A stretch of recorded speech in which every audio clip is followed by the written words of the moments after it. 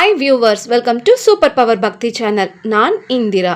ஆனி மாசத்துல வர கிருஷ்ணபக்ஷ ஏகாதசிக்கு அபரா ஏகாதசி என்பது பெயர். இந்த அபரா ஏகாதசி அன்னைக்கு தனிச்சிறப்பான வழிபாட்டு முறை ஒன்று இருக்கு. அது என்னன்னா, அன்றைய நாள் பகவானை திரிவிக்ரமராக பூஜிக்க வேண்டும். திரிவிக்ரம் அப்படின்னா 3 அடிகளால இந்த அகிலத்தையே அளந்தவர் என்பது பொருள். அந்த மகாவிஷ்ணுவுடைய 3வது அவதாரமான வாமன அவதாரத்தில்தான் பகவான் இந்த அகிலத்தையே தன்னுடைய 3 அடிகளால அளந்தார். அதனால இந்த அபரா ஏகாதசி அன்னைக்கு மகாவிஷ்ணுவை திரிவிக்ரமராக நினைத்து பூஜிக்க வேண்டும். மற்றபடி ஒரு ஏகாதசி அன்னைக்கு பின்பற்ற வேண்டிய வழிபாட்டு முறைகளும் விரத முறைகளும் என்னங்கிறத நான் தனி வீடியோவா போட்டிருக்கேன். அந்த வீடியோவுடைய லிங்கை இந்த வீடியோவுடைய டிஸ்கிரிப்ஷன் பாக்ஸ்ல கொடுத்துருக்கேன். அதை செக் பண்ணி நீங்க ஃபாலோ பண்ணிக்கலாம். அடுத்து இந்த அபரா ஏகாதசி அன்னைக்கு முறைப்படி விரதம் இருந்து பூஜைகள் செய்தால் என்னென்ன பாவங்கள் அகலும் அப்படிங்கிறத பார்க்கலாம்.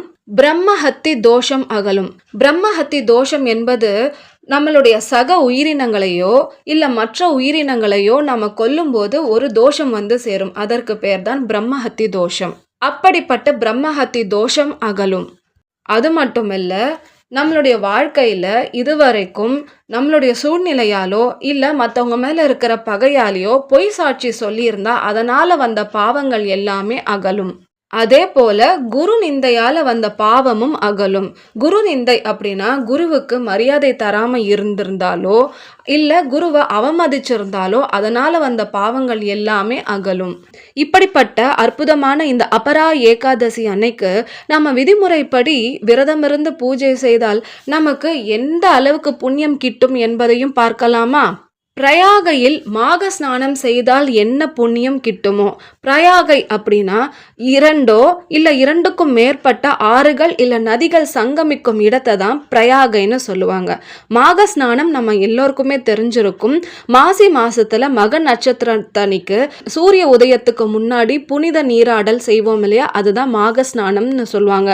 அப்படிப்பட்ட பிரயாகையில் மாக ஸ்நானம் செய்யும் போது வரும் புண்ணியம் எவ்வளவோ, அதே போல காசியில் சிவராத்திரி அன்னைக்கு விரதம் இருந்து அந்த சிவனை பூஜித்தால் எவ்வளவு புண்ணியம் கிட்டுமோ, அதே போல கயையில நம்மளுடைய முன்னோர்களுக்கு பிண்டம் அளித்தால் எவ்வளவு புண்ணியம் கிட்டுமோ, ஸ்ரீ கேதாரேஸ்வரை தரிசனம் செய்தால் எவ்வளவு புண்ணியம் கிட்டுமோ, அந்த பத்ரிநாத் கஷேத்திரத்துக்கு யாத்திரை மேற்கொண்டால் எவ்வளவு புண்ணியம் கிட்டுமோ அந்த அளவுக்கு புண்ணியம் வருடத்துக்கு ஒரு முறை இந்த ஒரே ஒரு நாள் அபரா ஏகாதசி அன்னைக்கு விதிமுறைப்படி விரதமிருந்து வழிபட்டால் அந்த அளவுக்கு புண்ணியம் கிட்டும். இந்த அபரா ஏகாதசியுடைய மகிமையை உணர்த்தும் புராண கதை அந்த ஸ்ரீ மகாவிஷ்ணுவே வாமனனாக அவதாரம் எடுத்த கதை. பக்த பிரகலாதனின் பிரேரனும் அசுரகுல மன்னனுமான மகாபலி சக்கரவர்த்தி முனிவர்களையும் தேவர்களையும் துன்புறுத்தி கொண்டு உலகையும் கொடுமைப்படுத்தி அடக்கி ஆண்டு கொண்டிருந்தான். ஒரு சமயம் தன்னுடைய கொடுங்கோல் ஆட்சி வலிமை பெற ஒரு பெரிய யாகத்தை நடத்தி கொண்டிருந்தான். அதே சமயம் அந்த ஸ்ரீ மகாவிஷ்ணு தேவர்களையும் முனிவர்களையும் காப்பதற்காகவும் இந்த மகாபலி சக்கரவர்த்தியுடைய ஆணவத்தை அடக்குவதற்காகவும் வாமனனாக, அதாவது குள்ள மனிதனாக அவதாரம் எடுத்து அவன் நடத்தி கொண்டிருந்த யாகசாலைக்கு வந்து தனக்கு 3 அடி நிலம் மட்டும் வேண்டும் என்று யாசகம் கேட்டார். மகாபலி சக்கரவர்த்தியும் யாகத்தின் பொழுது ஒரு பிராமணர் வந்து கேட்கும் யாசகத்தை நான் இல்லை என்று சொல்ல மாட்டேன் என்று உறுதி கொண்டு தனக்கு வேண்டிய 3 அடி நிலத்தை எடுத்துக்கொள்ளுமாறு அந்த வாமனனிடம் சொன்னான். உடனே வாமனன் திரிவிக்ரமனாக விஸ்வரூபம் எடுத்து 1 அடியால் விண்ணையும் மற்றொரு அடியால் மண்ணையும் அளந்தார். 3வது அடியை எங்கே வைப்பது என்று மகாபலி சக்கரவர்த்தியை பார்த்து கேட்டபோது மகாபலி சக்கரவர்த்தி தன் தவறை உணர்ந்து தன் தலையை தாழ்த்தி 3வது அடியை தன் தலைமேல் வைக்குமாறு சொன்னான். மகாபலி செய்த இந்த தியாகத்தை பாராட்டி அந்த ஸ்ரீ மகாவிஷ்ணு அவனை பாதாள லோகத்திற்கு மன்னராக முடிசூட்டினார். அது மட்டுமில்லாமல் அவன் என்றும் சிரஞ்சீவியாக வாழ வேண்டும் என்று வரமும் அளித்தார். இங்க ஒன்னு நோட் பண்ண வேண்டியிருக்கு. என்னன்னா, அரசன் மகாபலி 2 தப்புகள் பண்ணியிருக்காரு. ஒன்னு வந்து குரு நிந்தை பண்ணியிருக்காரு. ஏன்னா இந்த யாகம் நடத்திட்டு இருக்கும் போது யாசகம் கேட்டு வந்த வாமனனை பார்த்த மகாபலியுடைய குருவான சுக்கராச்சாரியார் வந்து மகாபலியை பார்த்து வார்ன் பண்றாரு.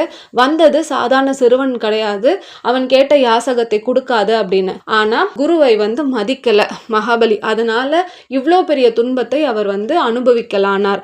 அது ஒரு பாவம் சேர்ந்தது. அந்த பாவத்தை மகாவிஷ்ணு போக்கி விட்டார். 2வது பாவம் என்னன்னா, தேவர்கள் முனிவர்கள் இவங்களெல்லாம் துன்புறுத்தி பல பேர்களுடைய உயிரை எடுத்து பிரம்மஹத்தி தோஷத்துக்கு ஆளானாரு மகாபலி. அந்த பாவத்திலிருந்தும் வாமனன் காப்பாற்றி விட்டார். அதனால வாமனனை சரணடைந்தால் பூஜித்தால் இப்படிப்பட்ட பாவங்கள் எல்லாம் போக்கும் பவர் அவருக்கு இருக்குங்கிறது தான் இந்த கதை நமக்கு உணர்த்தது. அந்த மகாவிஷ்ணு எடுத்த வாமன் அவதாரம் உருவத்திலும் சரி, அவதாரம் இருந்த நேரமும் சரி மிகவும் சிறியது. ஆனால் அந்த அவதாரம் எடுத்த நோக்கமும் அதை செயல்படுத்திய விதமும் மிகவும் சிறந்தது. அதனால இந்த அபரா ஏகாதசி அன்னைக்கு நம்மளுடைய பாவங்கள் கழிய, புண்ணியங்கள் பெருக அந்த வாமனனை நாம் சரணடைவோம். இந்த வீடியோ உங்களுக்கு பிடிச்சிருந்தா லைக் பண்ணுங்க, ஷேர் பண்ணுங்க, சப்ஸ்கிரைப் பண்ணுங்க. தேங்க்யூ.